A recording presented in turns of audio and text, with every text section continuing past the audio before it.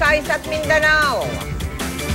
May sintomas na rin ng Middle East Respiratory Syndrome o MERS ang 11 nakasalamuhan ng Pinay nurse na nagpositibo sa naturang sakit. Isa sa kanila ang mister ng buntis na nurse.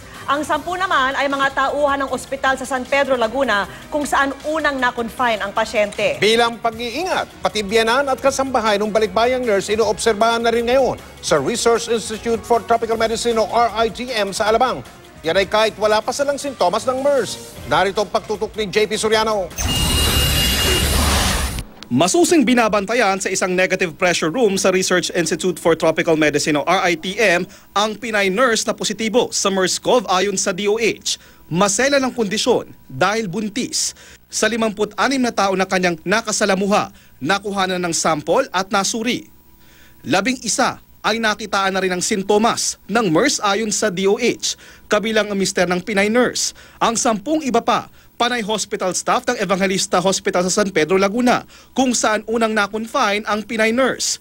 Sabi ng DOH, ipinasok na rin sa RITM ang 11 pa para isailalim muli sa isa pang test. The reason that we did not consider them as entirely negative was based on the advice of the World Health Organization and the Center for Disease Control. Pati biyenan at kasambahay ng Pinay nurse, ina-admit na rin sa RITM kahit di naman nakitaan ng sintomas. Hindi ibig sabihin na may sintomas ka ay may MERS-CoV ka na.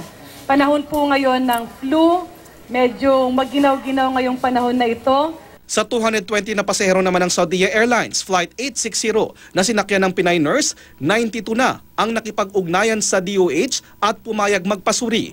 Nasuri na rin ang ilan at lalabas ang resulta sa Lunes.